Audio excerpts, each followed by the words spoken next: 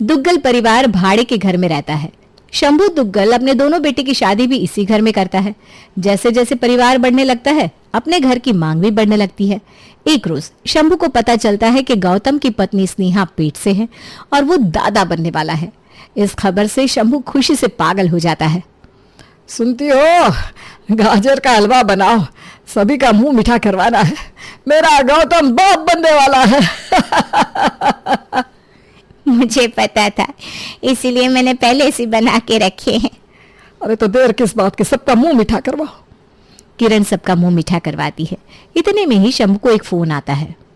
Sir, आपका loan pass हो गया है, अब आप घर बना सकते हैं। ये तो बहुत खुशी की बात है जी, कल ही मैं आता हूँ मिलने आपसे। शंभू खुशी से झूमने लगता है।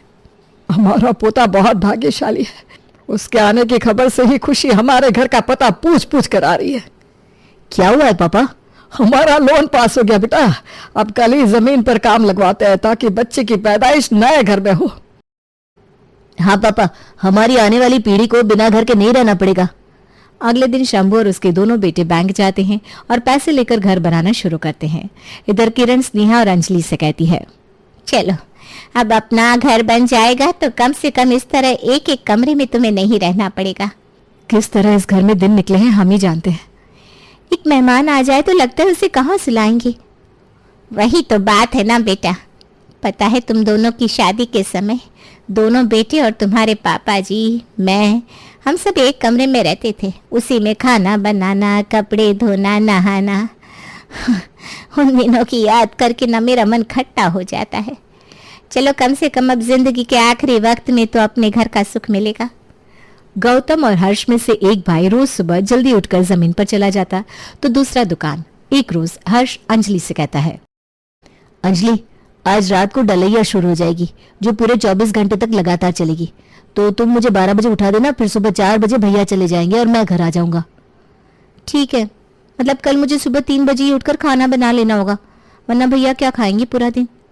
अंजलि 12 बजते ही हर्ष को उठा देती है और वो जमीन पर चला जाता है। आज रात को डलैया शुरू हो जाएगी का अलार्म जो पूरे 24 घंटे तक लगातार 3 बजे उठकर रसोई में तो तुम मुझे 12 बजे उठा देना, फिर सुबह 4 बजे भैया चले जाएंगे और मैं घर आ जाना जाऊंगा। है तो वो भी उठकर रसोई में चली आती है। मतलब कल मुझे सुबह 3 बजे उठकर खाना बना लेना होगा। ठीक नहीं है ना, वरना भैया हालत में आराम करना जरूरी है। अंजलि 12 बजते ही हर्ष को उठा देती है और वो जमीन पर चला जाता है। फिर बेचारी 3 बजे का अलार्म लगाकर सो जाती खाना है बना लेती और हूँ। 3 बजे उठकर दोपहर में रसोई में जाती है। स्नेहा को जैसे पता चलता है कि गौतम को जमीन पर खाना बनाकर गौतम को नाश्ता करा चली आती है। फिर हर्ष का इंतजार करती आप क्यों उठी? हर्ष जैसे ही आज रात को डलैया शुरू हो आराम करना जाएगी जरूरी है। पूरे 24 घंटे तक लगातार चलेगी। स्नेहा तो तुम मुझे 12 बजे उठा देना, फिर सुबह 4 बजे भैया चले जाएंगे और मैं घर आ जाऊंगा। मैं अभी खाना बना लेती हूँ। ठीक है, फिर दोपहर में आप मतलब बना कल लेना। मुझे सुबह अरे बहू, अब तुझे आराम की जरूरत है, एक काम वाली रख लेते हैं। नहीं मम्मी जी, अभी ऐसे ही घर बनने में बहुत खर्च हो रहा है, फिर मेरी डिलीवरी का खर्च होगा सो अलग। हम मिलकर कर लेंगे ना मम्मी जी, कुछ ही दिनों की तो बात है, 4 महीने और। ठीक है बहू, लेकिन जहाँ जरूरत होगी बोल देना। हाँ, मुझसे जो काम होगा मैं कर दूंगी। दिन बीतने लगते हैं। जहां एक तरफ नया घर बनकर तैयार हो जाता है, वहीं दूसरी ओर स्नेहा का 9 महीना पूरा हो जाता है। घर के सभी लोग बैठकर नए घर की ओपनिंग की प्लानिंग में लग जाते हैं। ओपनिंग में सारे रिश्तेदारों को बुला लेना मत भूलना, सबको पता चले कि हमने नया घर बनाया है। कैटरिंग तो अच्छी करवाना, कुछ अच्छा हो या ना हो, खाना तो अच्छा होना ही चाहिए। हाँ भाभी, ये सही कहा आपने। नहीं तो याद है हम लोग जिस शादी में गए थे वहां सब खाने की कितनी बुराई कर रहे थे। हाँ याद है मुझे भी। खाना तो यहाँ के सबसे बेस्ट कैटरिंग का लगवा दूंगा और डेकोरेशन भी मैंने सोच लिया है। इतने में ही स्नेहा को दर्द शुरू हो जाता है। मम्मी जी, टाइम आ गया है, बहुत दर्द हो रहा है मुझे। गौतम, गाड़ी निकाल बेटा जल्दी। घर में भाग दौड़ मच जाता है। स्नेहा को सब अस्पताल लेकर जाते हैं जहां वो एक बेटी को जन्म देती है। घर का वारिस पैदा हुआ है, अब घर के नेम प्लेट पर मेरे पोते का भी नाम होगा। पापा, 3 पीढ़ी एक साथ, मैं चाचा बन गया हूँ। घर की ओपनिंग और बाबू की वेलकम पार्टी एक साथ करेंगे पापा जी, ग्रैंड पार्टी होगी। अपने पोते का नामकरण मैं करूंगा, गौतम का बेटा गौरव। अभी रुकिए, 1 महीने बाद जब बहू बिस्तर से उठ जाएगी तब हम नए घर में जा सकेंगे। मम्मी, वैसे भी अभी थोड़ा बहुत काम बाकी है, तब तक वो भी कंप्लीट हो जाएगा। घर में खुशी का माहौल छा जाता है। भाभी, पार्टी में मैं भी लहंगा पहनूंगी। हाँ क्यों नहीं, तू भी तो मुन्ने की छोटी माँ है, ऊपर से तूने मेरी प्रेगनेंसी में बहुत किया है। क्या भाभी आप बिना? 1 महीना बीत जाता है। दुग्गल परिवार नए घर में चला जाता है। सुबह पूजा के बाद ग्रैंड पार्टी होती है। पार्टी में सब बहुत एंजॉय करते हैं। पार्टी में आए सभी लोगों की नजरें घर पर चस जाती है। एक आदमी शंभू से कहता है, किसी को तो एक भी खुशी नसीब नहीं होती, तुझे तो 2 हो गई, वो भी एक साथ। घर भी बड़ा सुंदर बनाया है और पोता भी बिल्कुल गौतम की परछाई लग रहा है। सब ईश्वर की माया है। शंभू जी, आपका पोता बड़ा भाग्यशाली है, आते ही नया घर बन गया आपका। आखिर बेटा किसका है? पर पोता तो मेरा है। सब हंसने लगते हैं। पार्टी में स्नेहा और अंजलि भी किसी मॉडल से कम नहीं लग रही थी। दोनों बहुओं को देखकर औरतें भी उनकी तारीफ करती हैं। स्नेहा, काला टीका लगा ले, नहीं तो तुझे नजर लग जाएगी। बहुत सुंदर लग रही है तू। वैसे भी बच्चा होने के बाद ना चेहरे पर निखार आ ही जाता है। क्यों, अंजलि बहू भी तो कितनी सुंदर लग रही है। किरण, तेरी तकदीर तो बहुत अच्छी है, दोनों बहुएं बहुत सुंदर है। पार्टी होने के बाद सब रिश्तेदार और गेस्ट अपने अपने घर लौट जाते हैं। अगले दिन पड़ोस की एक औरत उनके घर आती है जब सब नाश्ता कर रहे थे। आपने शायद मुझे नहीं पहचाना। हाँ जी, पहले कभी देखा नहीं। हम भी आपकी तरह नए हैं यहाँ। आपके बगल वाला जो घर बना है ना, नया वाला, वो हमारा है। 10 तारीख को मेरे घर की ओपनिंग है, अग्रवाल हाउस, सबको आना है। ओह अच्छा, हम सब आएंगे। बहन जी, एक बात कहूँ, बुरा मत मानिएगा। घर इतना अच्छा बनाया है लेकिन घर के आगे नेम प्लेट नहीं है, अच्छा नहीं लगता। तभी हर्ष धीरे से कहता है, ओ शिट, इतना सब कुछ किया और नेम प्लेट ही भूल गए। आंटी जी, वो ना बनने को दिया है। ओह अच्छा, ठीक है बहन जी, चलती हूँ। आप सब आ जाना जरूर से। औरत के जाते ही शंभू कहता है, हर्ष, सबसे पहले आज ही नेम प्लेट लगाओ बाहर। सबसे जरूरी चीज ही भूल गए तुम। हाँ पापा, मैं करवाता हूँ। आप दोनों दुकान जाओ, मैं बनवाने जाता हूँ। उसमें लिखवाना क्या है? लिखवाना क्या है? घर के सभी मर्दों का नाम डलवा दो। और हाँ, गौरव का नाम डलवाना मत भूलना। ठीक है, मैं करवा लूंगा। अंजलि सारी बातें सुन लेती है और रसोई में जाकर स्नेहा से कहती है, भाभी, घर के बाहर नेम प्लेट लग रहा है। हाँ तो अच्छी बात है ना, इससे थोड़ा स्टैंडर्ड भी बढ़ जाता है। भाभी, वो बात नहीं है। घर को बनाने में इन मर्दों ने जितनी मेहनत की है उतना हम औरतों ने भी तो की है, लेकिन नेम प्लेट में बस घर के सभी मर्दों के नाम डाले जा रहे। यहाँ तक कि मम्मी जी का नाम भी नहीं दिया गया इन लोगों से। क्या? ये तो बहुत गलत बात है भाई। घर के मर्द ऐसा करेंगे मुझे नहीं पता था। इस घर को बनाने में हम औरतों ने कम मेहनत नहीं की। मेरी प्रेगनेंसी में मैंने भी काम वाली नहीं रखी ताकि पैसों की दिक्कत ना हो। दिन भर हम काम ही तो करते रहते हैं। मम्मी जी तो कुछ कहेंगी नहीं, लेकिन भाभी हमें आवाज उठानी पड़ेगी, वरना इस घर में हमारी कोई कीमत नहीं रह जाएगी। बिल्कुल। तुम रुको, रात को गौतम को दुकान से आने दो, मैं बात करती हूँ, और तुम हर्ष से बात करना। ठीक है भाभी। जैसे ही घर के सभी मर्द काम पर चले जाते हैं, स्नेहा और अंजलि किरण के पास आकर उसे समझाने लगती है। मम्मी जी, पापा जी को आपने कुछ कहा क्यों नहीं जब उन्होंने नेम प्लेट पर घर के मर्दों की बात कही? अरे तो क्या हुआ, नाम किसी का भी हो, घर तो हम सबका ही है ना। मम्मी जी, घर बनाने में हम सबने मेहनत की है, तो नाम बस मर्दों का क्यों, घर की औरतों का क्यों नहीं? सब बराबर है। आज हम नहीं बोलेंगे तो ये लोग रोज कुछ ऐसा करेंगे जिससे हम नीचे दिखेंगे। आज हमें आवाज उठानी ही पड़ेगी। हाँ मम्मी जी, आप समझ नहीं रही हैं। अगर आज हमने अपने हक के लिए आवाज नहीं उठाएगी तो कौन उठाएगा? आपको पापा जी से बोलना ही होगा आज। ठीक है, आज रात को खाने के टेबल पर बात करूंगी मैं। ये हुई ना बात मम्मी जी। रात को जैसे ही तीनों बाप बेटे दुकान से आते हैं, स्नेहा और अंजलि सबको बड़े प्यार से चाय और पकौड़े खिलाती है। फिर किरण कहती है, हाथ मुंह धोकर खाने के टेबल पर आ जाओ, खाना लगवाती हूँ। क्या बात है भाई, जो आज इतनी आओ भगत हो रही है हमारी? क्यों, रोज कोई और देता है क्या? नहीं, पर आज तो चाय के साथ पकोड़े भी मिल गए। वो तो ऐसे ही, आज बारिश हुई तो मैंने बहुओं से कहा कि तुम्हारे ससुर जी को प्याज के पकोड़े बहुत पसंद है, तो बना दो। अच्छा, वैसे बहुत अच्छे बना है। ठीक है, मैं नहा कर आता हूँ। तीनों फ्रेश होकर खाने के टेबल पर आते हैं। तब गौतम कहता है, पापा ने सही कहा, आज जरूर कोई बात है। खाने में आज इतनी वैरायटी। भैया, ऊपर से आज नान और पनीर की सब्जी बनी है। भाई, कहीं आज तेरी एनिवर्सरी तो नहीं है? अरे नहीं, क्या बात है माँ? भाभी, माँ नहीं बता रही तो आप ही बता दो। आज मन किया तो बना दिया, रेस्टोरेंट जाते तो बहुत खर्चा आ जाता ना, इसलिए घर में ही बनवा दिया सब। तीनों बाप बेटे खाने लगते हैं और खाने की बहुत तारीफ भी करते हैं। खाना तो लाजवाब बनाया बहू। मैं क्या कह रही थी, नेम प्लेट में घर के मर्दों का नाम देने की क्या जरूरत थी? घर तो औरतों से बनता है, मर्दों से नहीं। नेम प्लेट में हर्ष तू नाम बदलवा दे। क्यों भाई, क्या नाम बदलवाना है? कभी सुना या देखा कि नेम प्लेट में घर की औरतों का नाम हो? हाँ पापा जी, मेरे मायके का घर मेरी मम्मी के नाम पर है और घर का नाम ही कमला निवास है। मेरे घर के बाहर भी मेरी दादी के नाम का नेम प्लेट है, बिमला निवास। अपने मायके के नियम वहीं रखो, यहाँ चलाने की जरूरत नहीं है। इस घर में यहीं का नियम चलेगा। किरण जी, अब समझ में आ रहा है कि आपको इन दोनों ने सिखाया है, वरना मैं जानता हूँ आप इन मामलों में नहीं पड़ती हैं। मुझे बहू ये क्या सिखाएगी? मैंने अपनी पूरी जिंदगी इस घर को दे दी है और आपको नेम प्लेट में मेरा नाम देने में दिक्कत हो रही है। तुम लोग करते क्या हो? दिन भर बस घर पर ही रहना है, इस पे कौन सी बड़ी बात है? ये काम तो कोई भी कर ले। मम्मी क्या तुम भी ना, घर के काम तो कोई भी कर लेगा। कमाना मुश्किल है, पैसों से घर बना है, ना कि घर के काम से। तो फिर आप लोग एक काम करो, आप लोग ही घर का काम कर लो। हाँ भाभी, ये बात सही है।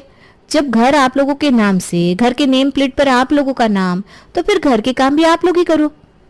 ठीक है, चलो बहू, आज से नहीं अभी से सब काम घर का छोड़ देते हैं। देखते हैं ये लोग घर कैसे चलाएंगे। स्नेहा, अंजलि और किरण खा पीकर सोने चली जाती हैं। इधर हर्ष कहता है, पापा रहने दीजिए, ये लोगों की पैतर है, खाना बाहर से आ जाएगा।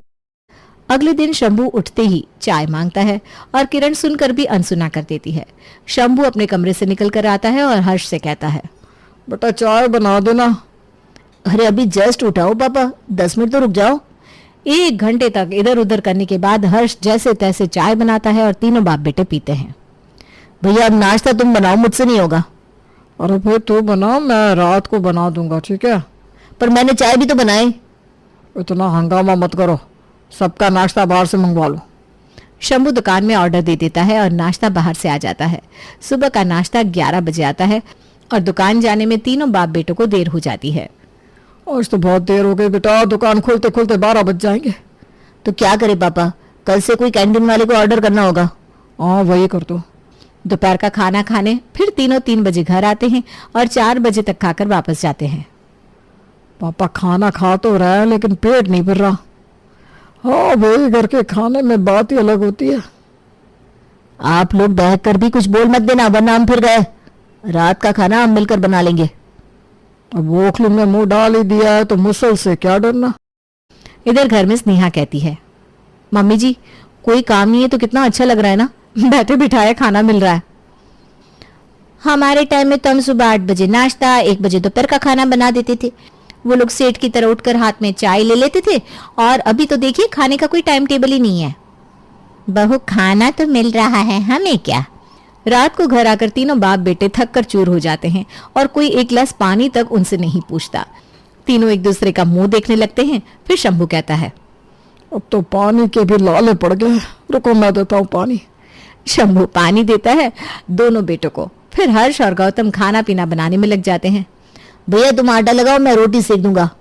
लाओ मैं सब्जी काट देता हूँ। अरे पूरा तेल निकल जाएगा, इतना खटाली तो कभी दुकान पर भी नहीं की है। तीनों मिलकर खाना बनाते हैं पर खाना अच्छा नहीं बनता। जला भुना, रोटी टेढ़ी मेढ़ी और रात का खाना बनते बनते 12 बज जाते हैं। फिर डाइनिंग टेबल पर लगाते हैं। आ जाओ खाना लग गया है। बहुत जल्दी खाना लग गया आज तो। ये रोटी है ऐसी जली हुई और सब्जी तो पानी लग रहा है। अब समझ में आएगा औरतों को कम आंकने का नतीजा। भाई मुझसे तो ये खाना नहीं खाया जाएगा। किरण एक रोटी खाती है और स्नेहा अंजलि तो बिना खाए ही उठ जाती है। ऐसा खाना तो भगवान दुश्मन को भी ना दे। तीनों उठकर चली जाती हैं। हर्ष रोटी उठाकर घुमाकर देखता है। वैसे अंजलि खाना बहुत अच्छा बनाती है, गोल गोल रोटी। पापा ये खाना तो मुझे भी नहीं चलेगा। अरे भैया अब खा लो जो भी है, कल से रात का खाना भी बाहर से मंगवा लेंगे। अगले दिन तीनों उठते ही 10 बजे हैं। फिर बाहर का खाना मंगवाते हैं और नाश्ता करके दुकान जाते हैं। इस तरह दोपहर और रात का खाना भी बाहर से मंगवाते हैं। 1 हफ्ते तक यही चलता है। अब तो शंभू का पेट खराब हो जाता है। अरे भैया अब बाहर का खाना नहीं खाना, हालत खराब हो गई है मेरी। पापा दुकान भी ठीक नहीं चल रही है कुछ दिनों से, ऊपर से सिर्फ खर्चे हो रहे हैं और पेट भी नहीं भर रहा। इस तरह से रहा तो पापा लोन भरना मुश्किल हो जाएगा। हाँ, ऊपर से थक भी जाते हैं हम लोग, पहले ऐसा नहीं होता था। अगले दिन शंभू सबके सामने किरण से कहता है, घर चलाना कोई आसान काम नहीं और यह हर कोई कर भी नहीं सकता। जब घर औरतें संभालती है तो घर के बाहर उसी औरत का नाम लिखवाने में कैसी शर्म। स्नेहा, कमा भी आदमी तभी सकता है जब औरत उसका साथ दे। ये घर तुम लोगों की मदद से ही बना है। बहुओं, चलो फटाफट नाश्ता तैयार कर दो। नाश्ता बाद में करेंगे, पहले तुम तीनों बाहर चलो। शंभू मर्दों के नाम का बना बोर्ड फेंक देता है और नया बोर्ड लगाता है जिसमें औरतों के नाम लिखे थे। यत्र नार्यस्तु पूज्यन्ते रमन्ते तत्र देवता। नारी बिना घर में रौनक नहीं। मैं आज जो भी हूँ किरण, तुम्हारी बदौलत हूँ। अब वापस से घर के काम औरत और बाहर के काम मर्द करने लगते हैं और हर चीज में घर की औरतों का ही नाम देते हैं। कौशल्या के घर में शादी की तैयारियां शुरू हो गई थी। सबसे पहले मेहमानों में उसकी बड़ी ननद घर में आ चुकी थी। कौशल्या उसे अपनी होने वाली छोटी बहू के बारे में बताते हुए बड़ी ही खुश नजर आ रही थी।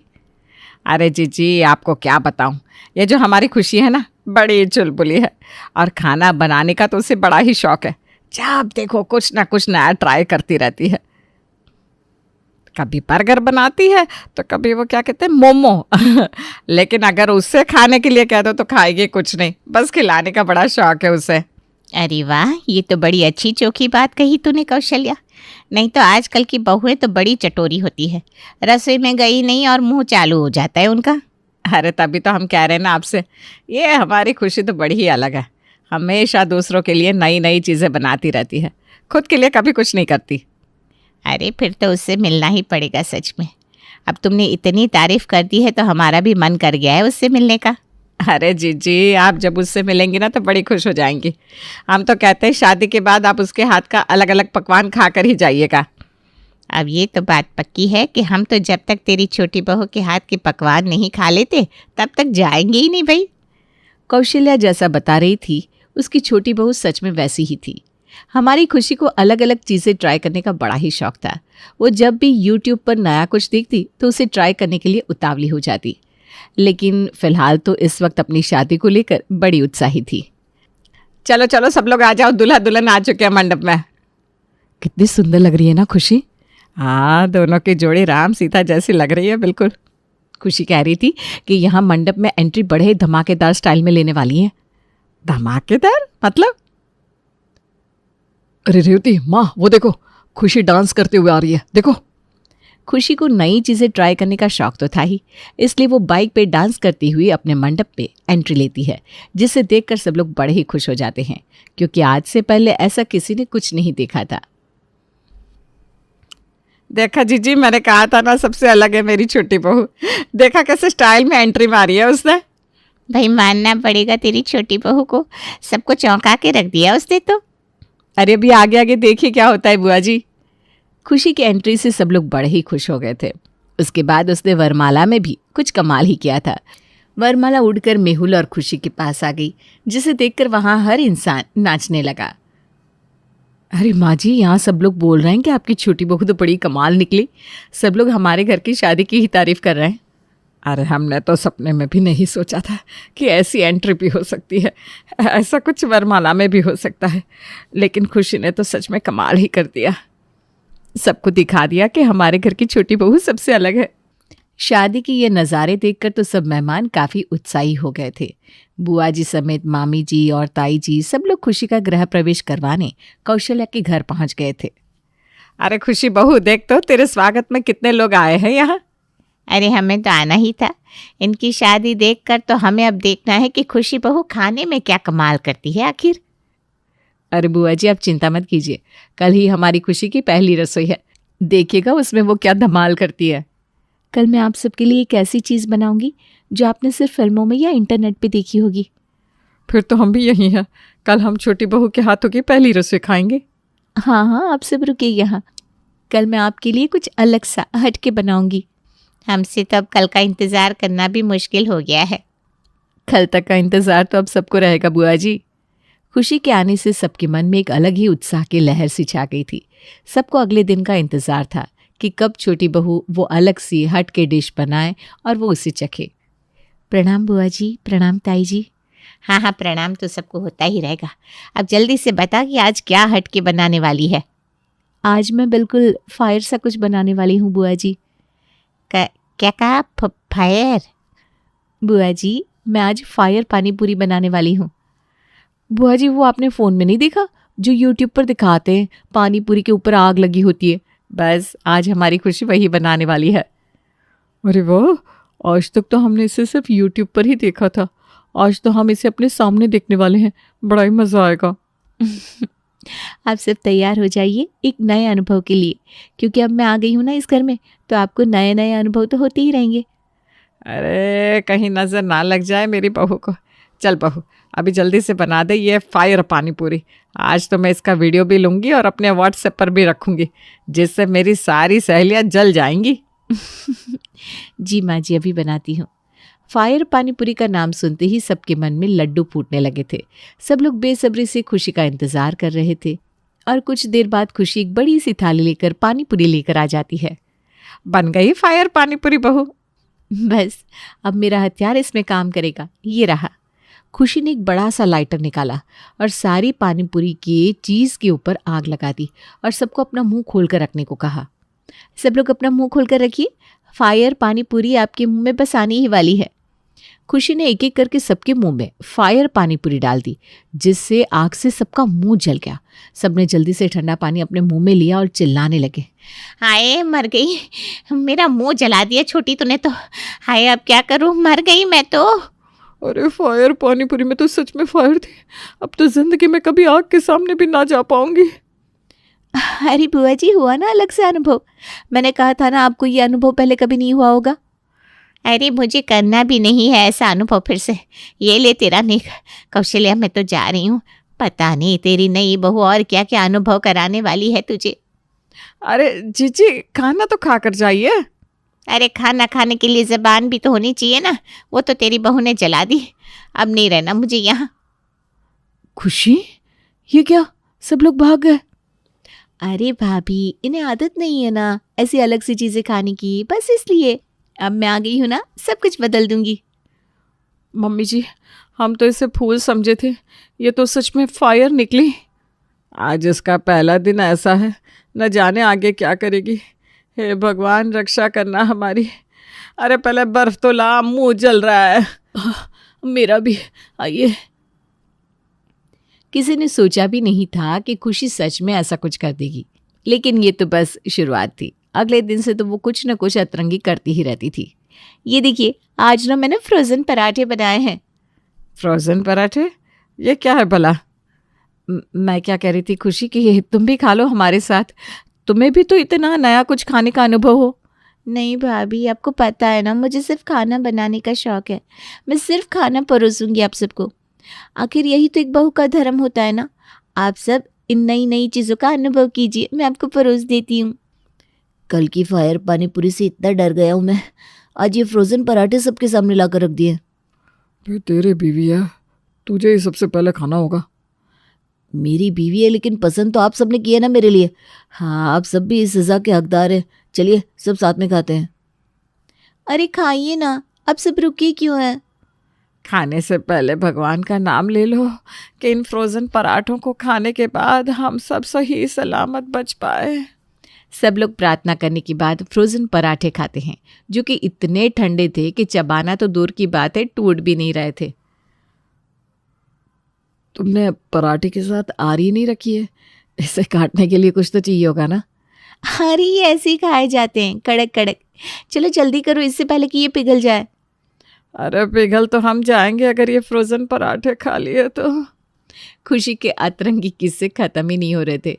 उसके दिमाग में हर दिन कोई ना कोई खुराफात चलती ही रहती थी। आज इतना सन्नाटा क्यों है घर में रेवती? अरे माँ जी, आज फिर से खुशी रसोई घर में है। पता नहीं इस बार क्या बना रही है। हे भगवान, आज फिर इसके दिमाग में पता नहीं क्या चल रहा होगा। पता नहीं आज मुंह जलेगा या दांत टूटने वाले हैं।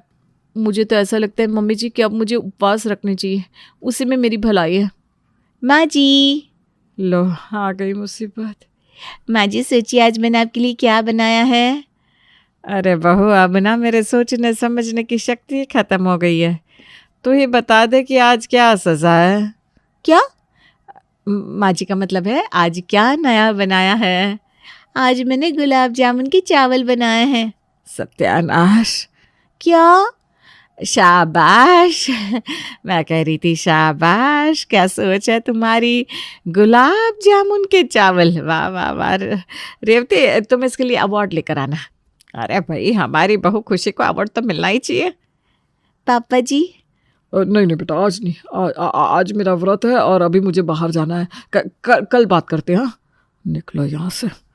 ये लो, ये तो निकल गए हैं हमें फंसाकर। हम दोनों ही घर में ये गुलाब जामुन के चावल खाने के लिए बचे हैं मम्मी जी। खाने में अलग अलग चीज़ें बनाने तक तो फिर भी ठीक था, लेकिन अब तो खुशी यूट्यूब पर नए नए ट्रेंड को देखकर वो भी घर में ट्राई करने लगी थी। ये लीजिए पापा जी रोटी। हाँ दे दो बेटा। अरे लीजिए ना। अरे ये क्या कर रही हो खुशी, रोटी हाथ में क्यों नहीं आ रही है। अरे आज इसने यूट्यूब पर वो आइसक्रीम वाले को देखा है ना, जो आइसक्रीम नहीं देता आसानी से, बस वही आपके साथ कर रही है। खुशी बहुत देर तक यही करती रही, जिससे सब लोग अब थक गए थे। रेवती, एक काम कर, होटल से रोटियां मंगवा ले। खुशी, तू ना बेटा खेलती रहे ये सब। हाँ, इसका तो खेल ही ख़त्म नहीं होने वाला आज। मैं बाहर से ही रोटियां मंगवा लेती हूँ। खुशी के ससुराल वाले अब तो सदमे में रहते थे। न जाने कब खुशी कोई नया चोंचला लेकर उनके सामने आ जाए, लेकिन हमारी खुशी को तो इन सब से कोई फ़र्क ही नहीं पड़ रहा था। माँ जी। देख, आज ना मैं तुझे पहले ही कह रही हूँ, आज मैं कुछ खाने वाली नहीं हूँ और ना ही आज कुछ खेलने के मूड में हूँ, इसलिए तू यहाँ से चली जा। हाँ खुशी, तुम्हें कितनी बार कहा है कि ये सब पैंतरे मत आजमाया करो। हर बार तुम कुछ अलग करने के चक्कर में हमें फंसा देती हो। अरे भाभी, ज़िंदगी में फ़न होना ज़रूरी है, इसलिए कुछ ना कुछ अलग ट्राई करते रहना चाहिए। हाँ, बात तो तुम बिल्कुल सही कह रहे हो। अब वैसे आज क्या नया ट्राई किया है, ज़रा बताओ। वही तो बताने आई थी आपको। आज ना नागिन नूडल्स बनाए हैं, देखिए। अरे वाह, दिखाओ ज़रा। देखिए, अब इसे खाते ही आप डांस करने लगेंगी। हैं, ये तो बहुत अच्छी लग रही है। ये रेवती को क्या हो गया, आज इसकी तारीफ क्यों कर रही है। मैंने भी ना आज तुम्हारे लिए एक चीज़ बनाई है। ये देखो, इसे कहते हैं झोल लड्डू, स्पेशली तुम्हारे लिए बनाए हैं। वो क्या है ना, तुम अपना खाना तो सिर्फ परोसती हो, खाती तो हो नहीं, तो आज मैंने खुद अपने हाथों से तुम्हारे लिए बनाए हैं। अरे भाभी, इसकी क्या ज़रूरत थी। अरे क्यों नहीं, इसकी बहुत ज़रूरत थी। लो खाओ। अभी आपने इतने प्यार से बनाए तो ज़रूर खाऊंगी। रेवती ने जो झोल लड्डू बनाए थे उसमें उसने जुलाब की गोलियां डाल दी थी, जिसे खाते ही खुशी एकदम से बाथरूम की ओर भागने लगी। अरे मेरा पेट, मैं अभी आती हूँ। हाँ, जाओ जाओ, आराम से आओ। हाँ, अरे इसे क्या हो गया अचानक से। बस माँ जी, आज इसने खुद भी कुछ नया सा ट्राई जो कर लिया है। हमेशा परोसती थी ना सबको, आज खुद खा भी लिया। सुबह से शाम हो गई खुशी को, लेकिन बाथरूम के चक्कर ही लगा रही थी वो। अब तो बाथरूम का पानी भी ख़त्म हो गया था, इसलिए उसने अंदर से रेवती को आवाज़ लगाई। अरे भाभी, ज़रा पानी चालू करना। अच्छा, मैं सोच रही हूँ पानी चालू करूँ कि नहीं। अरे भाभी, चालू करिए ना, क्यों ऐसा कर रही हैं, ये कोई समय है क्या खेलने का। हाँ, तो खाना खाते वक्त भी रोटी के साथ खेलना अब से बंद कर देना, समझी। भाभी, मैं आपकी बात समझ गई, प्लीज़ पानी चालू कीजिए। तुम कहो तो तुम्हारे लिए फायर साबुन ले आओ। भाभी, आज से मैं कुछ भी अतरंगी नहीं करूँगी, सच में। अब प्लीज़ पानी चालू कर दीजिए। खुशी को अपना सबक मिल चुका था। जुलाब की गोली ने उसके अंदर के अतरंगी कीड़े को मार दिया। उसे समझ में आ गया था कि वो जो अपने शौक के लिए लोगों के साथ खेल रही थी वो गलत था। जब अपने ऊपर बात आती है तो हमें उस चीज़ से गुजरने में कितनी तकलीफ होती है। माँ जी, देखिए आज मैंने क्या बनाया है। हैं? फिर से क्या बना कर ले आई। माँ जी, देखिए तो सही क्या बनाया मैंने। क्या बनाया है, जल्दी से बता दे तू ही। आज मैंने सरसों का साग और मक्की की रोटी बनाई है, सिर्फ और सिर्फ आपके लिए। अरे माँ जी, डरिए मत, इसमें से कोई फायर नहीं निकलने वाली। हाँ, और ना ही इसमें कोई झोल है। अब तो मैं सिर्फ खाना परोसूंगी नहीं, खाऊंगी भी। अरे निक्की बेटा, ये सज धज के तैयार होकर कहाँ जाने की तैयारी है, जरा बताओगी मुझे? मम्मी एक्चुअली मेरा फ्रेंड है ना रोहित, आज उसकी बर्थडे पार्टी है। हम सारे फ्रेंड्स वहीं जा रहे हैं। 2-3 घंटे में लौट आऊंगी। अरे क्या जरूरत है ये लड़कों से दोस्ती वोस्ती करने की? अरे लड़कियां लड़कों से दोस्ती करते हुए अच्छी नहीं लगती। तो कोई बर्थडे पार्टी में नहीं जाएगी। अरे यार मम्मी, हम इतने दिन से पार्टी की तैयारी कर रहे थे और रोहित मेरा सिर्फ दोस्त है, बाकी लड़कियां भी तो आएंगी ना। मैंने बोल दिया तो बोल दिया, तू किसी बर्थडे पार्टी में नहीं जाएगी और आज के बाद किसी लड़के दोस्त का नाम नहीं सुनूंगी मैं। अब और कोई बहस नहीं। इतना बोलकर प्रियांशी कमरे से बाहर चली जाती है। क्या यार, मम्मी ने तो सारा प्लान ही खराब कर दिया। सिर्फ एक बर्थडे पार्टी तो थी, मैं कौन सा किसी से फ्लर्ट करने जा रही थी।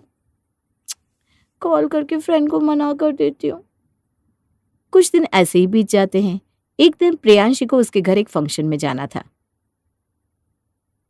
अरे निक्की, तेरी खुद की शादी है क्या जो मुंह पे इतना मेकअप लगा रही है? लड़कियों पे इतना मेकअप जचता है क्या? मम्मी बस ये मस्करा और लगा दूं, फिर कंप्लीट हो जाएगा मेरा मेकअप। कोई मस्करा और कोई ब्लशर नहीं लगेगा। जाकर मुंह धो ले। अरे बहू, तू तो बच्ची के पीछे ही पड़ गई है। आजकल की लड़कियां कितना मेकअप करती है, करने देना, क्या हो गया? हाँ भाभी, करने तो ना, क्या हो गया? शादी में जा रहे हो आप लोग, निकी भी तो सुंदर लगनी चाहिए ना। यार चाची, आप ही समझाओ ना मम्मी को, हर चीज पे रोक टोक करने लगी है जब से मैं थोड़ा बड़ी हुई हूँ। मेकअप करने से कौन सा पाप लग जाता है? सुना और मम्मी जी, आप दोनों इसे सर मत चढ़ाइए। अरे मेकअप करके शादी में जाएगी तो 10 लड़कों की नजर इस पर पड़ेगी और मैं नहीं चाहती कोई मेरी बेटी को गलत निगाहों से देखे। पर मम्मा, मैं किसी को दिखाने मेकअप नहीं कर रही हूँ। मैं खुद के लिए सजना चाहती हूँ, तैयार होना चाहती हूँ। मेरी उम्र की हर लड़की सजती संवरती है, मेकअप करती है, मैं क्यों नहीं कर सकती? मुझे अच्छा लगता है मम्मी। निक्की सही तो कह रही है भाभी, वो अभी सिर्फ 16 साल की तो है, इतनी रोक टोक उस पर अच्छी नहीं है। मैंने बोल दिया ना, सुना? निक्की मेरी बेटी है, मैं उसे अपने तरीके से ही रखूंगी। मैं मेरी बेटी को बिगड़ने नहीं दूंगी। जाने की, मुंह धो कर आ, हमें जाने के लिए लेट हो रहा है। ये सुनकर निक्की, सास और सोना तीनों का चेहरा उतर जाता है। ठीक है मम्मी, धो देती हूँ, पर आप याद रखो, मेकअप किसी को दिखाने या रिझाने को नहीं होता। अपने मन की खुशी, अपना कॉन्फिडेंस भी कोई चीज होती है। निक्की उदास और दुखी होकर मुंह धो लेती है और प्रियांशी उसे लेकर फंक्शन में चली जाती है। अरे सोना बहू, जब तुझे पता है कि प्रियांशी बहू अपने ही मन की करेगी तो क्यों उसे कुछ कहती है? मुझे निक्की की फिक्र होती है मम्मी जी। अगर प्रियांशी भाभी का बर्ताव निक्की को लेकर ऐसा ही रहा तो निक्की उनके हाथ से निकलकर उनके खिलाफ हो जाएगी, या तो ये रोक टोक उसके लिए जिंदगी भर के लिए घुटन बन जाएगी। क्या कर सकते, आप समझा ही सकते हैं, जबरदस्ती तो नहीं कर सकते। उधर निक्की और प्रियांशी फंक्शन में पहुंच जाते हैं जहां निक्की की कजिन पहले से होती है। अरे निक्की, तेरे मामा की बेटी की शादी है और तू यहाँ बिना मेकअप के आई है, और घर के फंक्शन में ऐसे कौन आता है? वो दरअसल बहुत गर्मी है ना, मेकअप स्टे ही नहीं करता गर्मी में, इसलिए मैं बिना मेकअप के आ गई। अच्छा मजाक था निक्की, वैसे पार्लर भी होते हैं, उनका मेकअप लंबा चल जाता है। खैर, पार्टी अटेंड करने की तमीज ना हो तो घर में ही रह लिया करो, क्यों अपना मजाक बनवाती हो? रिया उस पर हंसकर चली जाती है। आज मम्मी की वजह से मेरी कितनी बेइज्जती हो गई, मैं आज के बाद मम्मी के साथ कहीं नहीं जाऊंगी। उधर प्रियांशी की नजर अपनी 2 सहेलियों पर पड़ती है। अरे बाप रे, ये तो गजब ही हो गया। अरे वो है ना मेरी पड़ोसन शालू, उसकी बेटी थी 16 साल की। अरे इतनी सी उम्र में भाग गई किसी के साथ। क्या सच में? अरे उस लड़की की चाल चलन तो पहले से ठीक नहीं थी, उसकी अदाएं नहीं दिखती थी। माँ बाप ने खुली छूट जो दी हुई थी, इतना मेकअप करते थे, इतने छोटे छोटे कपड़े पहनते थे, ये तो होना ही था। सही कह रही हो बहन। अरे ये उम्र होती है बिगड़ने की, सारी गलती माँ बाप की होती है, वो बिगड़ने क्यों देते हैं अपने बच्चों को? ये सब सुनकर प्रियांशी की तो आंखें बड़ी हो जाती है। हे भगवान, सिर्फ 16 साल की लड़की और इतना बड़ा कांड। नहीं नहीं नहीं नहीं, मैं अपनी बेटी निक्की को बिगड़ने नहीं दूंगी, मैं उसके साथ बिल्कुल सही रहती हूँ। ऐसे ही कुछ दिन और बीत जाते हैं और उसके बाद प्रियांशी निक्की के साथ और भी सख्त हो जाती है। शाम के 7 बज रहे हैं और तू अब घर आ रही है निक्की? ये कोई समय है घर में आने का? मम्मा वो कॉलेज गई थी, फिर ट्यूशन, और थोड़ी देर को फ्रेंड के यहाँ चली गई थी, इसलिए आने में थोड़ा लेट हो गया। बहुत भूख लगी है, जल्दी से खाना दो ना मम्मा। अरे पढ़ाई पे फोकस करना होता है या दोस्तों के घर जाने पर? और सीधा घर क्यों नहीं आई? तुझे क्या बोला था सीधा घर आना? किसी के घर जाने की क्या जरूरत थी? मम्मा आप फिर से आते ही शुरू हो गए। अरे दोस्त के घर चले गई तो क्या हो गया, थोड़ा काम था। कम से कम सच तो बोला मैंने, झूठ तो नहीं बोला। तो तू अपनी माँ से झूठ बोलने का सोच रही है? हैं? तेरा भला ही चाहती हूँ ना मैं, ताकि तुझ पे बुरे लोगों की संगत का असर ना पड़े। आज के बाद सीधा कॉलेज से घर आना है। ठीक है मम्मा। निक्की कमरे में चली जाती है। भाभी अभी अभी निक्की थक कर आई थी, भूखी थी, आते ही ये सब करने की क्या जरूरत थी। सहेली के घर चली भी गई तो क्या हो गया। अरे इसकी बुद्धि में घुसे तब ना। मेरी पोती का जीना हराम किया हुआ इसने, उसे घुट घुट के जीने को मजबूर क्यों कर रही है? आप दोनों मुझे गलत समझ रही हैं। ऐसा कुछ नहीं है। मैं अपनी बेटी की दुश्मन नहीं हूं, मैं भी उसका भला ही चाहती हूँ। भला चाहती है, हैं? बुरा चाहती है। देखती नहीं है हर समय कैसी बुझी बुझी सी रहती बेचारी। मम्मी जी, मैं नहीं चाहती कि निक्की बुरे और गलत माहौल को चुने या गलत लोगों के चक्कर में पड़े। इसीलिए बस आजकल के माँ बाप को थोड़ी सख्ती करनी ही पड़ती है। मैं बस वही कर रही हूँ। पर ये तरीका सही नहीं है भाभी, बच्चे ऐसे काबू में नहीं आते, उल्टा बागी हो जाते हैं। हाँ, तुम्हारे तो जैसे 10 बच्चे हो गए हैं, तुमको बड़ा एक्सपीरियंस है। बच्चे नहीं हुए तो क्या हुआ भाभी, मैं एक पढ़ी लिखी लड़की हूँ, चीज़ों की नाजुकी को समझती हूँ। ये सब ना निक्की पे अच्छा असर नहीं डाल रहा। मेरी बेटी है, मैं देख लूंगी, तुम उसकी चिंता ना करो। तुम अपने काम से काम रखो ना, सुना। ऐसे ही कुछ दिन और बीत जाते हैं। प्रियांशी की सख्ती और इनसिक्योरिटी और भी बढ़ती जाती है। हाँ स्नेहा। अच्छा रोहित, हाँ बात करवाओ ना, बड़े दिन हो गए उससे बात किए हुए।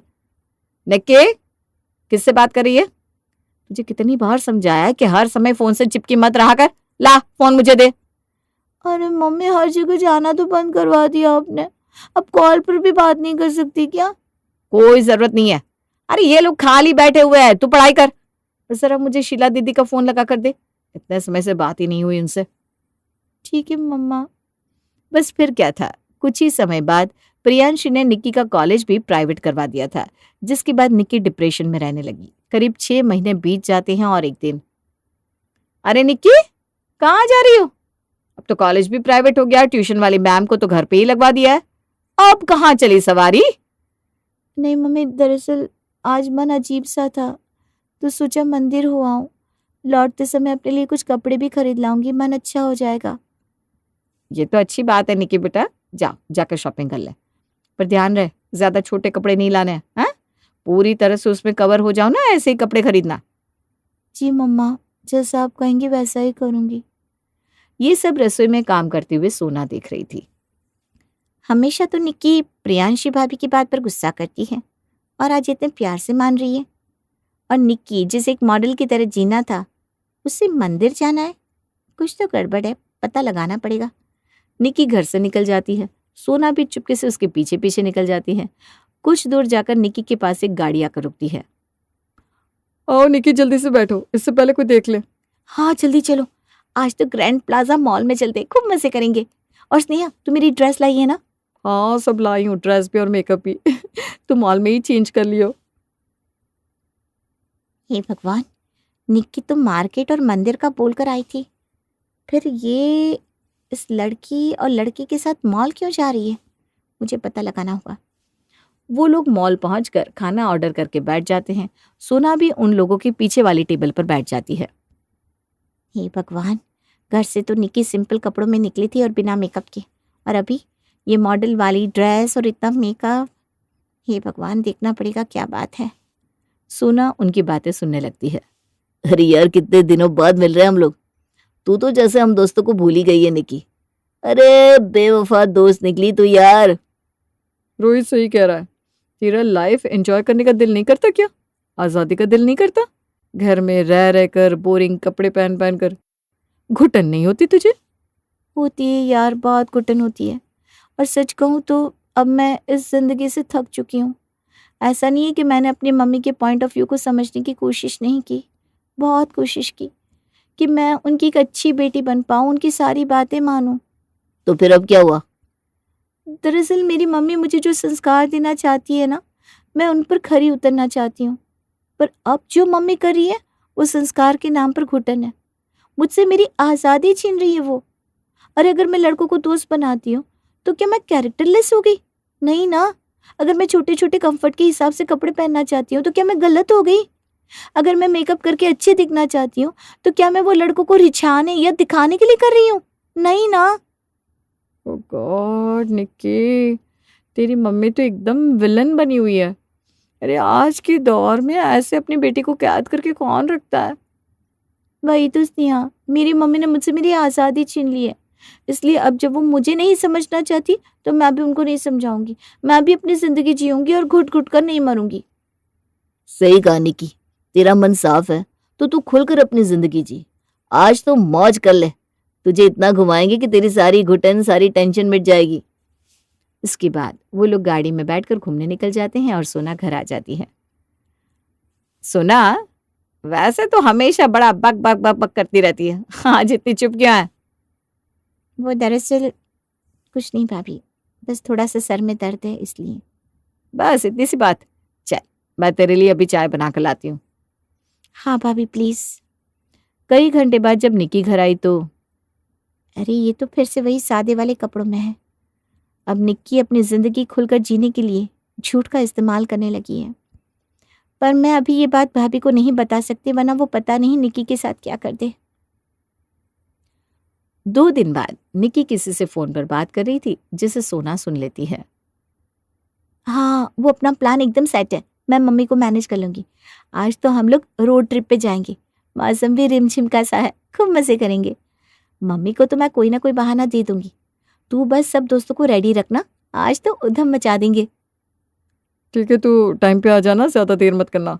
अरे ठीक है, रखती हूँ, चल, कहीं कोई सुन ना ले। निक्की बाहर आकर प्रियांशी के सामने आकर कहती है, मम्मी वो मेरी टीचर है ना, उनका कॉल आया था। मेरी पढ़ाई बिल्कुल अच्छे से नहीं हो रही है। मुझे उनके पास जाकर थोड़ा पढ़ना पड़ेगा। एग्जाम भी आने वाले हैं ना। पढ़ने जाना है? अरे आती तो है तेरी टीचर घर पर ही, क्या जरूरत है कहीं जाने की? लड़कियां घर में ही सही रहती है। नहीं मम्मी, बात यहाँ पढ़ाई की है। वो बहुत टैलेंटेड टीचर हैं। बस 2 घंटे लगेंगे। ठीक है, ज्यादा समय लगाना तो टीचर को कॉल करके खुद पूछूंगी। ठीक है मम्मी। बस फिर क्या था, प्रियांशी की सख्ती और पाबंदियों ने निक्की के अंदर घुटन भर दी थी। अब तो उसका हर तीसरे दिन का हो गया था। वो प्रियांशी से ऐसा कोई बहाना बनाती जिससे प्रियांशी ना भी नहीं कर पाती। घर से बाहर निकलती, कपड़े बदलती और मेकअप करती, खूब घूमती फिरती। ये सब रोज सोना देख रही थी। 1-2 बार का हो जाए तो कोई बात नहीं। अब निक्की का तीसरे दिन का हो गया ये सब। घूमने फिरने तक तो ठीक है, पर इससे आगे बढ़ गई तो प्रियांशी भाभी को तो समझा समझा के थक चुकी हूँ। अब मुझे ही कुछ करना होगा। सोना कुछ सोचकर प्रियांशी के पास जाती है। क्या हुआ सोना, बड़ी परेशान लग रही हो? देवर जी से झगड़ा हो गया है क्या? भाभी, अगर आप मुझे अपना परिवार मानती हो तो मेरी एक बात मानोगी? मानती हूँ का क्या मतलब है? अरे तू देवरानी है मेरी, मेरा परिवार है। पता क्या हुआ? निक्की आपसे दूर हो रही है भाभी। आपकी पाबंदियों ने, रोक टोक ने उसे आपसे दूर कर दिया है। क्या आपको ऐसा नहीं लगता? रोक टोक जरूरी है सोना, बस इसलिए मुझसे थोड़ी उखड़ी उखड़ी रहती है। ये कोई नई बात नहीं है। नहीं भाभी, निक्की आपसे दूर हो चुकी है। आप मुझसे वादा करो, जो सच मैं आपको बताऊंगी उसके बाद आप निक्की को कुछ नहीं कहोगे, क्योंकि अगर ऐसा हुआ तो आप निक्की को खो दोगे। ऐसा भी क्या हो गया? देख अब मुझसे ना सब्र नहीं हो रहा, बता क्या बात है। मैं किसी से कुछ नहीं कहूंगी बस। तो सुनो भाभी। सोना निक्की का पूरा सच प्रियांशी को बता देती है, जिसे सुनकर प्रियांशी की आंखों से आंसू बहने लगते हैं। मैं आपसे कहती थी ना भाभी कि इतनी रोक टोक मत करो, ये घुटन बन जाती है और घुटन में कोई नहीं जी पाता। इसलिए सांस लेने का कोई ना कोई रास्ता इंसान ढूंढ लेता है। और निक्की ने भी आपके खिलाफ जाकर चोरी से अपनी जिंदगी जीने का रास्ता अपनाया।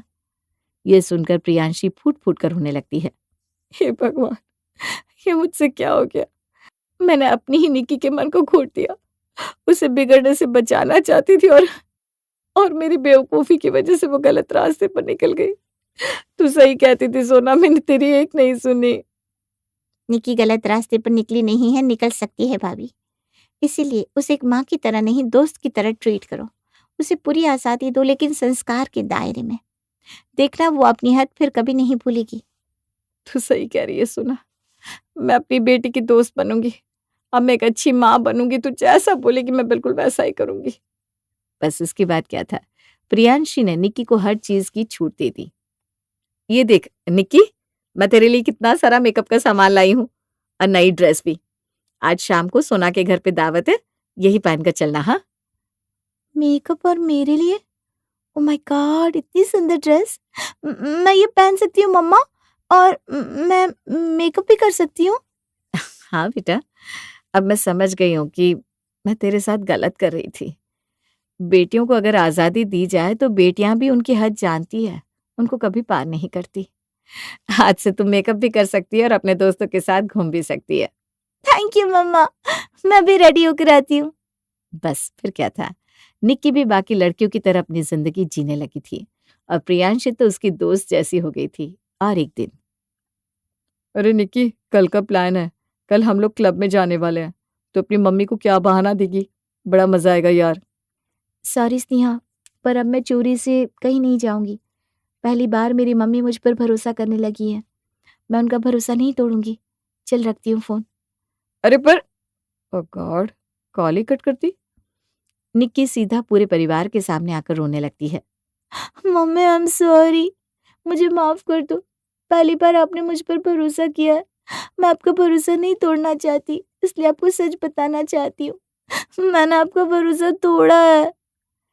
निक्की घर से चोरी से बाहर जाने वाली बात प्रियांशी को बता देती है। माफी तू मत मांग, गलती तो मुझसे हुई है।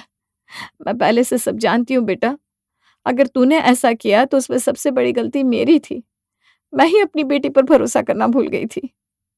शुक्र है तुझ मंद बुद्धि को अकल तो आई। अरे मेरी पोती को कैद करके रखा था। आने की बेटा, तू अपनी चाची को थैंक यू बोल, आज उसी की वजह से ये सब हो पाया है। थैंक यू चाची, और मैं आप सबसे वादा करती हूँ कि मैं आज के बाद आप में से किसी का भरोसा नहीं तोड़ूंगी। उत्तर प्रदेश के लखीमपुर खीरी में प्रेमलता अपने परिवार के साथ रहा करती थी। उसके परिवार में उसका पति गंगाराम, बड़ा बेटा मुकेश, छोटा बेटा संजय और बड़ी बहू पार्वती थे। बहू, अरे ओ बहू, कहाँ मर गई? जी माँ जी, आई बस 1 मिनट। मिनट से पहले यहाँ हाजिर हो, मुझे 1 मिनट और 2 मिनट मत सुनाया कर। अरे माँ जी, गुस्सा ना करो, आ रही हूँ। जी बताइए, क्या बात है? मेरे लिए 1 कप चाय बना कर ला। अरे मम्मी जी, 1 कप चाय के लिए तो आप मुझे ऐसे बुला रही थी जैसे भूकंप आ गया हो। अरे तो तू मेरी इकलौती बहू है तो तुझी को बुलाऊंगी ना, और किसे बुलाऊंगी मैं? तो दूसरी बहू ले आइए ना, किससे रोका है आपको? ये सुनते ही संजय वहां भागता हुआ आया और खुशी से बोला, ये हुई ना बात भाभी, अब आपने मेरे मतलब की बात करी है। मम्मी, जवाब दो। चुप कर बेशरम, अपनी शादी के लिए कोई ऐसे बोलता है क्या?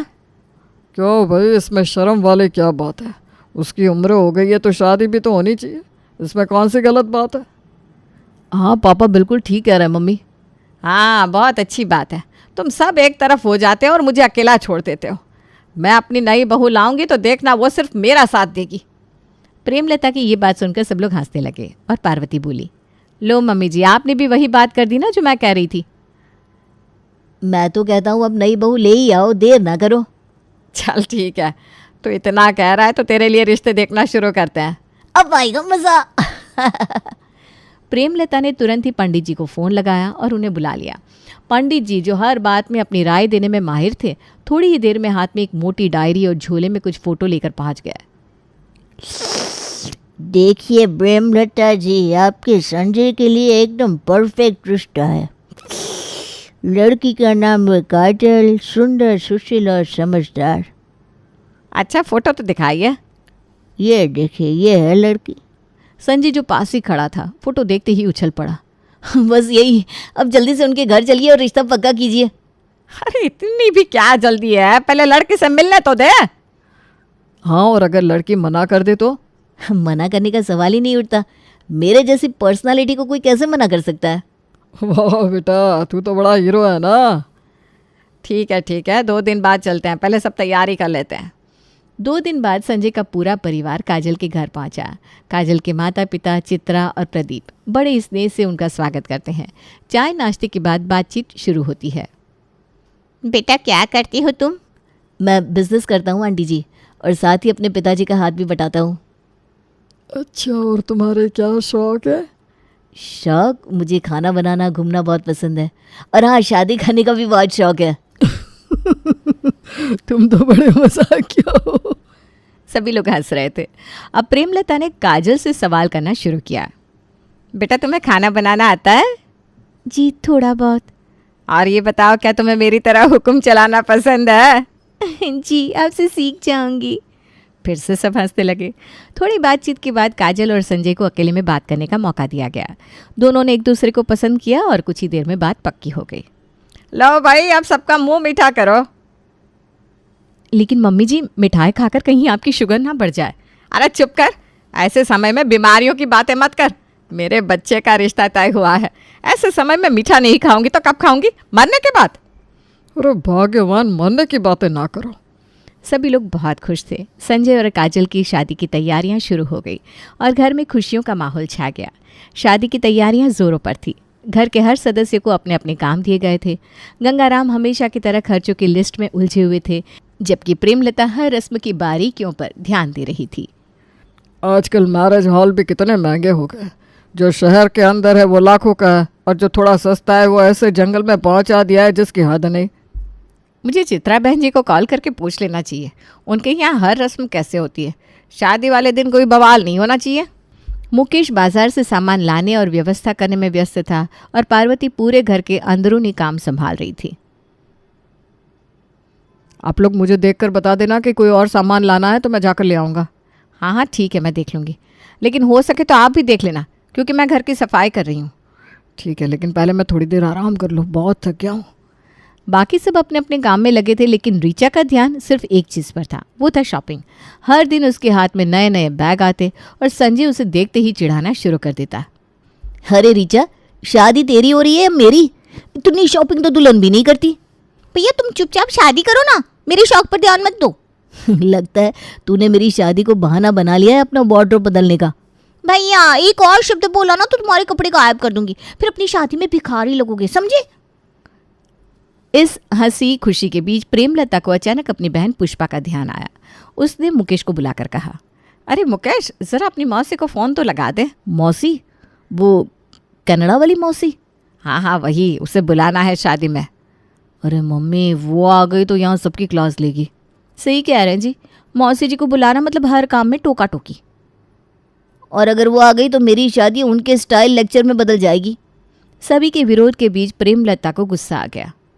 अरे वो मेरी बहन है, उसे नहीं बुलाऊंगी तो और किसे बुलाऊंगी? पागल मत बनो, जल्दी से फ़ोन लगाओ। अरे मुकेश, जल्दी से फ़ोन लगा दे भाई, वरना इस घर में भूचाल आ जाएगा। तू जानता नहीं है दोनों बहनों में कितना प्यार है, उसके लिए तो ये मुझे भी तलाक दे देगी। मजाक बंद करिए जी आप। ठीक है मम्मी, गुस्सा ना करो, लगा रहा हूँ फ़ोन। मुकेश ने फ़ोन लगाया और प्रेमलता ने पुष्पा से बात की। अरे मेरी बहना, तुम्हें एक खुशखबरी देनी है। क्या बात है दीदी? संजय की शादी तय हो गई है और तुम्हें आना है। ओहो, ये तो कमाल की खबर है, जरूर आऊंगी।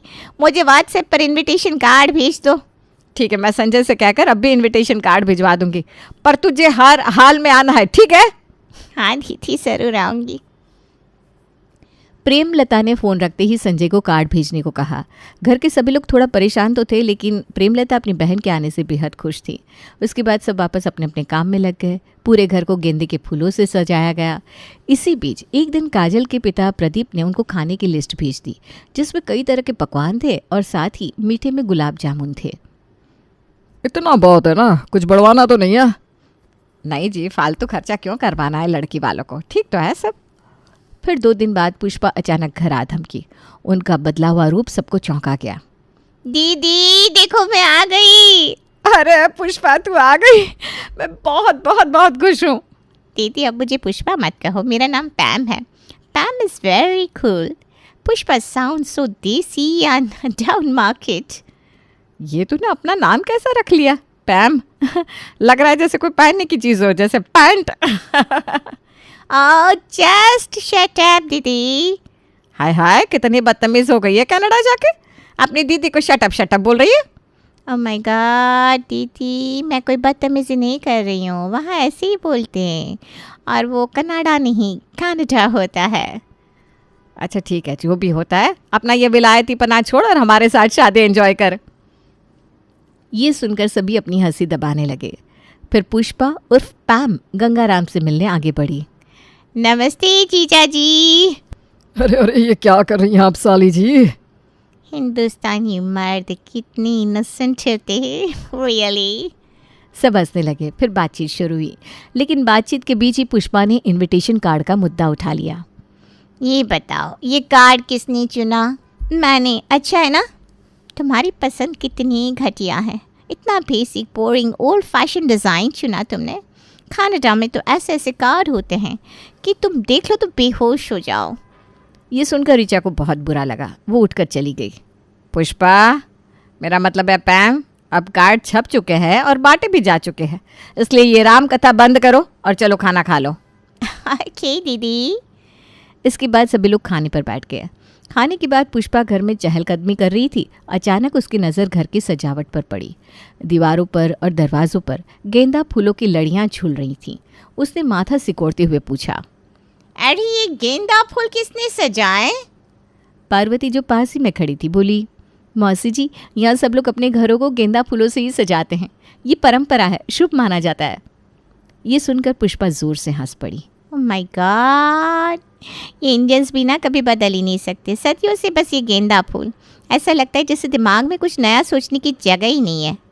मौसी जी, लेकिन यहाँ हर शादी में यही होता है, सब यही पसंद करते हैं। पसंद? ये लोग जानते ही क्या है, तुम लोग हमेशा वही करते हो जो बाकी कर रहे हैं। यही वजह है कि इंडिया इतना पीछे है। लेकिन मौसी जी, माँ जी से पूछ लीजिए। वो मुझे किसी से पूछने की ज़रूरत नहीं है। अभी काम वाले को बुलाओ, मैं सब बदलवाती हूँ। ओके, अभी बुलाती हूँ। काम करने वाला आदमी अंदर आया। पुष्पा ने उसकी तरफ इशारा करते हुए कहा, सुनो, ये सब गेंदा फूल हटाओ, इसकी जगह ऑर्चिड और लिली लगाओ। मैडम जी, लेकिन ये तो बहुत महंगा पड़ेगा।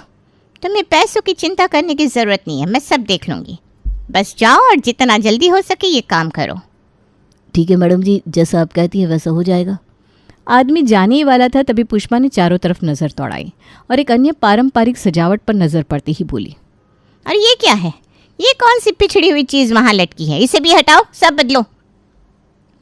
मौसी जी, एक बार माँ जी से पूछ लीजिए। अरे तुम लोग तो हमेशा पूछते ही रहोगे, कुछ नया करने की हिम्मत कहाँ है तुम लोगों में? लेकिन मैं इस घर की बहू हूँ तो मुझे तो पूछना ही पड़ेगा ना। एग्जैक्टली, तू बहू है तो तुझे पूछना पड़ेगा, बट मैं इस घर की साली हूँ, वो भी विलायती साली। मुझे कुछ पूछने की ज़रूरत नहीं है। ठीक है मौसी जी, जैसा आपको सही लगे वैसा करिए। पुष्पा ने काम करने वाले आदमी को सब कुछ समझा दिया कि कैसे क्या करना है, और कुछ घंटे बाद आदमी सारा सामान लेकर लौटा और उसने ऑर्चिड और लिली के फूल लगा दिए। अब सब कुछ पुष्पा के बताया अनुसार हुआ। घर में सब नई सजावट देखकर हैरान थे। वाह मौसी जी, ये तो वाकई बहुत सुंदर लग रहा है। हाँ, ऐसा लग रहा है जैसे हम किसी फिल्म के सेट पर खड़े हो। पुष्पा अपनी तारीफ सुनकर जैसे 7वें आसमान पर पहुंच गई। देखा, मैंने कहा था ना क्लास होनी चाहिए। अब ये सजावट देखकर लोग सोचेंगे कि इस घर के लोग कितने मॉडर्न है। सही कहा। तभी पुष्पा की नज़र गंगाराम पर पड़ी। उसे बुलाते हुए कहा, जीजा जी सुनो, शादी में खाने में क्या क्या होगा मुझे लिस्ट दिखाओ। गंगाराम ने झिझकते हुए प्रदीप की भेजी लिस्ट पुष्पा को थमा दी। पुष्पा ने लिस्ट पढ़ते ही मुंह बना लिया। ये क्या है? छोले भटूरे, कढ़ी चावल, वेज बिरयानी, उफ, उफ, उफ, उफ, उफ। ये सब बेहद बोरिंग है, कुछ नया नहीं सोच सकते क्या? मौसी जी, ये सब यहाँ के लोग पसंद करते हैं। शादी का खाना ऐसा ही होता है। यही तो दिक्कत है, लोग क्या सोचते हैं ये देखना बंद करो, कुछ हटके करो। एक काम करो, इसमें कनाडा की कोई डिश डालो, जैसे पुटिन। कुछ मॉडर्न होना चाहिए। लेकिन पुष्पा। आई एम पैम जीजा जी। हाँ भाई, हाँ वही पैम, लेकिन वो। लेकिन कुछ नहीं, प्रदीप को फ़ोन लगाओ, मैं खुद बात करूँगी। प्रेमलता देखो तो। देखो क्या, आपकी इकलौती साली है, उसकी एक बात तो मान लो। गंगाराम ने प्रदीप को फ़ोन लगाया और कहा, जी प्रदीप जी, वो दरअसल बात यह है कि कनाडा से संजय की मौसी आई है और वो चाहती हैं कि शादी में कोई कैनेडियन डिश भी हो, तो क्या आप पुटीन रख सकते हैं? ये क्या होता है? मुझे तो नहीं पता ये क्या होता है, लेकिन कोई कैनेडियन डिश है तो आप पता करवा लीजिए और बनवा लीजिएगा। ठीक है, बनवा लूँगा। तभी पुष्पा की नज़र लिस्ट में लिखे हुए गुलाब जामुन पर पड़ी। उसने गंगाराम से फ़ोन लेकर कहा, हेलो हेलो मिस्टर प्रदीप, आपको तिरामिसू के बारे में पता है? तिरामिसू? नहीं, ये क्या है? आपको ये भी नहीं पता? गूगल करो, ये एक वेस्टर्न डेजर्ट है। गुलाब जामुन की जगह ये रखो, आपके मेहमान खाकर पागल हो जाएंगे। ठीक है मौसी जी, जैसा आप कहें। अरे मैं आपकी मौसी नहीं हूँ, बच्चों की मौसी हूँ। अब तो सॉरी बहन जी। जब पुष्पा फ़ोन रखकर पलटी तो देखा कि घर के बाकी सदस्य माथा पकड़कर खड़े थे। हे भगवान, ये शादी है या मौसी जी का देश बतलो प्रोजेक्ट? रिलैक्स करो मौसी जी, जब तक यहाँ है हम सबको मॉडर्न बना देंगी। तुम लोग मजाक उड़ाओ, पर शादी के दिन सब मेरी तारीफ करेंगे, बस देखते जाओ। अगले दिन सुबह सुबह पुष्पा ने पार्वती को बुलाया। चाय का कप हाथ में लेकर उसने इधर उधर देखा और धीरे से पूछा, पार्वती एक बात बताओ, तुम्हारे घर से शादी में क्या जा रहा है? मतलब लड़की को क्या दिया जा रहा है? मौसी जी, हमारे घर से तो सोने की एक अंगूठी दी जा रही है, यही हमारी परंपरा है। ये सुनते ही पुष्पा जोर से हंसने लगी। सिर्फ सोने की अंगूठी? तुम लोग अब तक उसी पर अटके हुए हो? अरे ये सब पुराने ज़माने की बातें हैं। दुनिया में अब पिंक गोल्ड और वाइट गोल्ड का ज़माना आ गया है और तुम लोग वही पुराने तरीके अपनाए जा रहे हो। कुछ तो नया करने का सोचो। मौसी जी, हमारे माँ पापा अपनी हैसियत के हिसाब से ही काम कर रहे हैं, हमें यही सही लगता है। हैसियत?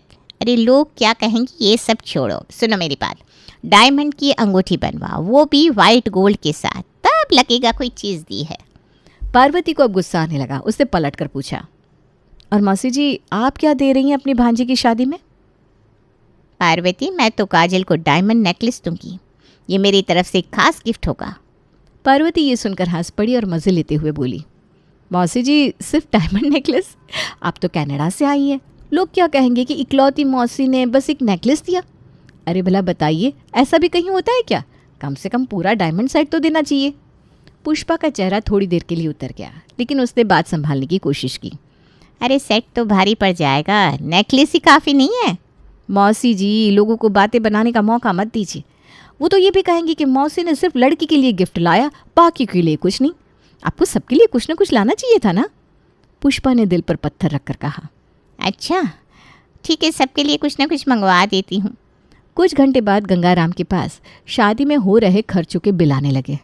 ओहो, ये जो नए फूल मंगवाए गए थे उसका तो बहुत बिल बढ़ गया है। और प्रदीप जी का फ़ोन आया था कि खाने में जो चेंज हुआ है वो भी काफ़ी महंगा पड़ रहा है, क्या करें? पापा जी ऐसा कीजिए ना, ये सारे बिल मौसी जी के पास पहुंचा दीजिए। ये सारे बदलाव उन्हीं की वजह से तो हुए हैं। हाँ, ये आइडिया अच्छा है। गंगाराम ने तुरंत सारे बिल पुष्पा के पास भिजवा दिए। पुष्पा जब बिल देख रही थी तभी उसे सुनार का भी फ़ोन आया। पुष्पा जी, आपने जो डायमंड सेट मंगवाया था उसकी कीमत अनुमान से ज़्यादा आ गई है, आपको तुरंत एडवांस देना होगा। ठीक है, मैं कोशिश करती हूँ। पुष्पा ने फ़ोन रखा और खुद से बोली, ये सब क्या हो रहा है? ये तो बहुत महंगा पड़ रहा है और ये सारे बिल मेरे पास क्यों आ रहे हैं? ये तो शादी के खर्चे हैं, इन्हें तो घर वाले ही संभालते हैं। मौसी जी, इन सारे खर्चों की जड़ आपकी दी हुई राय है। आप ही ने कहा था ना, फूल बदलवाओ, खाना बदलवाओ। अब राय के साथ पैसे देना भी तो ज़रूरी है ना। अरे लेकिन मेरी बहन यहाँ मेहमान है, वो क्यों देगी पैसे? मेहमान घर में बदलाव नहीं करवाते, तो जो बदलाव करवा सकता है वो पैसे भी दे सकता है। मौसी जी, आपने जो बदलाव कराए उनका बिल तो आप ही को चुकाना पड़ेगा, ये तो न्याय संगत है। पुष्पा के पास अब कोई जवाब नहीं था। उसने भारी मन से सारे पैसे चुकाने की हामी भर दी। शादी का दिन आ गया, सब खुश थे, लेकिन पुष्पा का चेहरा उतरा हुआ था। पार्वती, मुझे अपनी गलती का एहसास हो गया है।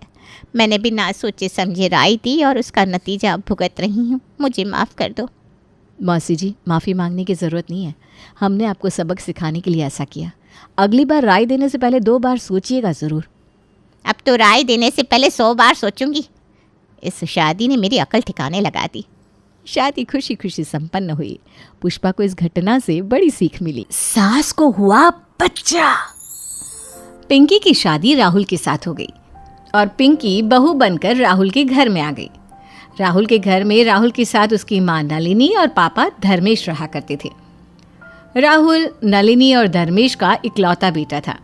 जैसे ही पिंकी घर में शादी होकर आई, उसने देखा कि उसकी सास की तबीयत खराब थी। पिंकी और राहुल की शादी के अगले दिन ही नलिनी सुबह सुबह उल्टियां करने लगी। अरे मम्मी जी क्या हुआ? आपकी तबीयत कैसे खराब हो गई? लगता है शादी का खाना खाकर पेट गड़बड़ हो गया है, इसीलिए सुबह सुबह जी मचला रहा है और चक्कर भी आ रहे हैं। अगर तबीयत ज़्यादा खराब लग रही है तो डॉक्टर को बुला लेते हैं। हाँ पापा, डॉक्टर को ही बुला लीजिए। वैसे भी शादी की थकान और ये सब खाना पीना, कहीं माँ की तबीयत ज्यादा खराब हो गई तो गड़बड़ हो जाएगी। मैं एक काम करता हूँ, नलिनी को हॉस्पिटल लेकर चला जाता हूँ, तब तक तुम लोग आराम करो। थोड़ी देर के बाद धर्मेश नलिनी के साथ वापस लौट कर आता है। क्या हुआ पापा? क्या कहा डॉक्टर ने?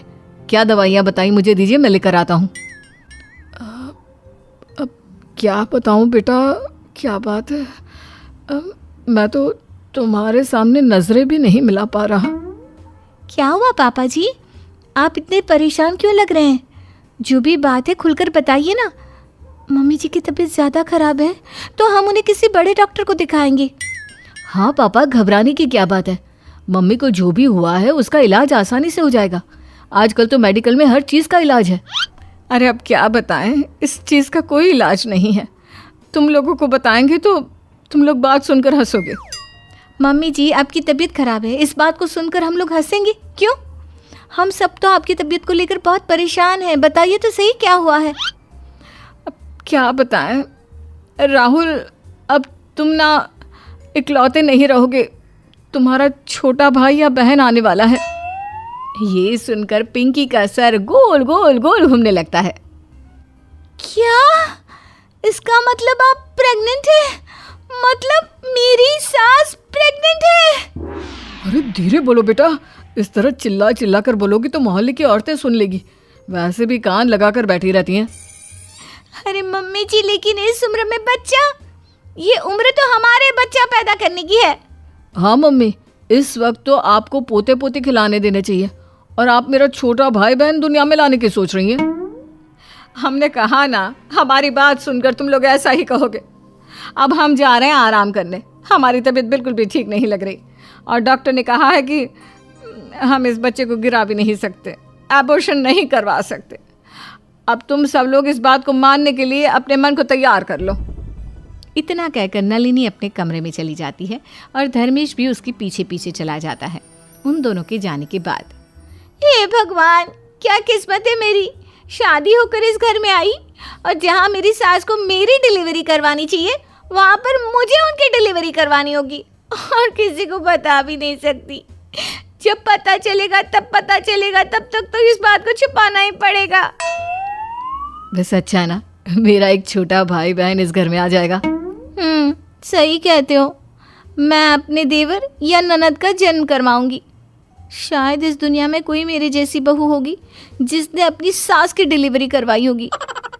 कुछ दिनों के बाद, पिंकी बेटा, तुम्हारी सास को थोड़ी कमज़ोरी हो रही है।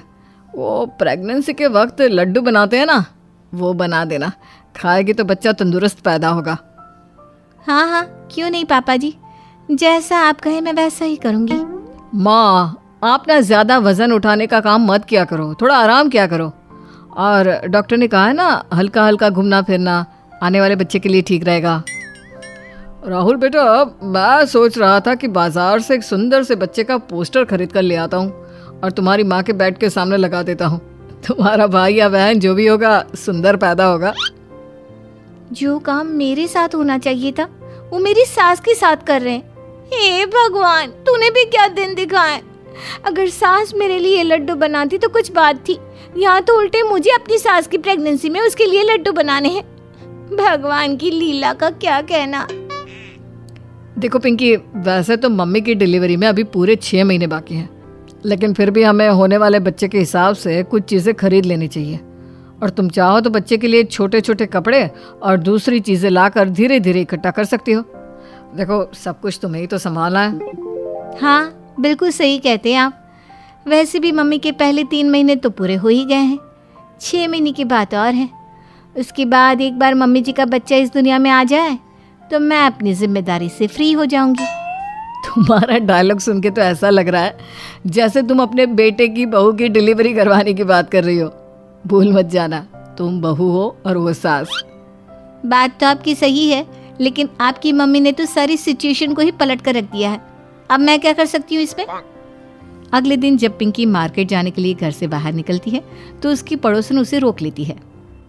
अरे क्या बात है पिंकी, आजकल तो तुम्हारी सास नलिनी घर से बाहर दिखाई नहीं देती। सब ठीक तो है ना? जब से तुम्हारी शादी हुई है लगता है तुमने अपनी सास को कैद करके रख दिया है। नहीं नहीं आंटी जी, ऐसी कोई बात नहीं है। वो क्या है ना, कुछ समय से मम्मी की तबीयत खराब है। तबीयत तो अब तुम्हारी खराब होनी चाहिए। वैसे हुआ क्या है तुम्हारी सास को? जी, आपके कहने का क्या मतलब है, मेरी तबीयत खराब होनी चाहिए? अरे पगली, कुछ नहीं समझती। तबीयत खराब होने का मतलब है कोई खुशखबरी सुना दो। शादी को पूरे 3 महीने हो चुके हैं। हाँ हाँ आंटी जी, क्यों नहीं, लेकिन थोड़ा सब्र रखिए, इतनी जल्दी क्या है? अब शादी होने के बाद बच्चा पैदा करने में कैसी देरी। देखो जल्दी जल्दी बच्चा पैदा हो जाएगा ना तो जल्दी जल्दी फ्री हो जाओगी। अब क्या बताऊँ आंटी जी, यहाँ तो मेरी सास खुद अपना बच्चा पैदा करने की तैयारी कर रही है और इनको मेरे बच्चे की पड़ी है। वैसे बात तो इनकी सही है, होना तो मेरा बच्चा चाहिए था और हो रहा है मेरी सास का। लेकिन मैं कुछ नहीं कहती, आज नहीं तो कल इन्हें तो पता चल ही जाएगा। कुछ महीने और निकल गए। अब नलिनी का पेट एक प्रेग्नेंट औरत की तरह दिखाई देने लगा था। एक दिन डॉक्टर से चेकअप करवाने जाने के लिए जैसे ही वो घर से बाहर निकली, उसकी पड़ोसन ने उसे देख लिया। हाय हाय नलिनी बहन, ये क्या? बहू के आने के बाद तो सेहत काफ़ी अच्छी हो गई है। मोटी लग रही हो, लगता है बहू बहुत सेवा करती है। हाँ हाँ ठीक कह रही हो, मेरी बहू है ही बड़ी अच्छी। मुझे अच्छी अच्छी चीज़ें बनाकर खिलाती है, मेरा बहुत ख्याल रखती है। अब वो क्या है ना, ऐसी हालत में ख्याल रखना ज़रूरी होता है, वरना होने वाले बच्चे पर। इतना कहकर धर्मेश चुप हो जाता है। उसे अपनी गलती का एहसास हो गया था, लेकिन पड़ोसन के तो कान खड़े हो चुके थे। आने वाला बच्चा? अरे मैंने कुछ दिन पहले ही तो पूछा था तुम्हारी बहू पिंकी से, कोई खुशखबरी है क्या? देखो मुझसे झूठ बोलकर चली गई। कह रही थी इतनी भी क्या जल्दी है। अरे बता देती तो कौन सा मैं उसे कुछ कर देती। अच्छा ठीक है बहन जी, कोई बात नहीं, अब हम चलते हैं, इस बारे में फिर कभी बात करते हैं। वो पड़ोसन जाकर पूरे मोहल्ले में ये खबर फैला देती है कि नलिनी की बहू पिंकी प्रेग्नेंट है। लेकिन ये खबर उसने सबसे छुपा कर रखी है और इसी खुशी में नलिनी का वज़न काफ़ी बढ़ चुका है। 2-3 महीने तो ऐसे ही निकल गए। नलिनी ने घर से बाहर निकलना बंद कर दिया था और एक दिन जब नलिनी को एक बेटी होती है तो पूरे मोहल्ले में खबर फैल जाती है कि नलिनी और धर्मेश के यहाँ पर बच्चे का जन्म हुआ है और वो पड़ोसन उनके घर पहुँचती है। अरे नलिनी, अब तो मिठाई खिला दो भाई, दादी बन गई हो। लेकिन इतने दिन तक खुद भी घर के अंदर रही और अपनी बहू को भी बाहर नहीं आने दिया। हम तो खुद ही चले आए मिठाई खाने। नलिनी बहन, ऐसा भी क्या, इतनी बड़ी खुशी में हमें शामिल नहीं किया, लेकिन हम तो तुम्हें अपना मानते हैं। चलो अब जल्दी से मिठाई खिलाओ। लेकिन तभी अचानक से पिंकी बाहर निकल कर आती है। हाय रे रिया, तुझे देख कर तो लग ही नहीं रहा कि तेरा बच्चा हुआ है। और तो और बाहर कैसे घूम रही है? आप लोगों को किसने कहा कि मेरा बच्चा हुआ है? पूरे मोहल्ले में खबर फैली पड़ी है कि धर्मेश भाई साहब के यहाँ बच्चा हुआ है। अब तुम्हारे घर में बच्चा होगा तो तुम्हें ही होगा ना, तुम्हारी सास को तो नहीं होगा। आंटी जी, जैसा आप समझ रहे हैं वैसी बात नहीं है। अरे बेटा, मेरी तो समझ में नहीं आ रहा कि तेरी बीवी किस मिट्टी की बनी है। कल शाम को डिलीवरी हुई है और आज ऐसे घूम रही है जैसे कुछ हुआ ही नहीं। आप सब लोग चुप हो जाइए। बात यह है कि डिलीवरी मेरी बहू पिंकी को नहीं बल्कि मेरी बीवी नलिनी को हुई है। हे भगवान, ये आप क्या कह रहे हैं? आपके कहने का मतलब है कि इस उम्र में आप बाप बने हैं? राहुल की छोटी बहन आई है? हाँ बिल्कुल ठीक समझा आपने। बच्चा मेरी बहू को नहीं बल्कि मेरी बहू की सास को पैदा हुआ है। सुन लिया आप सब लोगों ने? रोज़ आप लोग मुझसे कहते थे बच्चा कर लो बच्चा कर लो, और अब मुझे अपनी सास की डिलीवरी करवानी थी। इस हालत में मैं कैसे बच्चा पैदा कर लेती? मेरे ऊपर बहुत बड़ी जिम्मेदारी थी जो इस संसार में शायद ही किसी बहू के ऊपर आई होगी, अपनी सास की डिलीवरी करवाना। देखा, मेरी बीवी पिंकी दुनिया की सबसे भाग्यशाली बहू है जिसने अपनी सास की डिलीवरी करवाई है। ये खबर सुनते ही दोनों पड़ोसन उल्टे पांव अपने घर भागकर चली गई। लेकिन धर्मेश और नलिनी का पूरा परिवार इस बात से बहुत खुश था। पिंकी, जो कि अब तक अपनी सास से नाराज हो जाया करती थी, उस छोटी सी बच्ची को देखने के बाद खुश हो रही थी।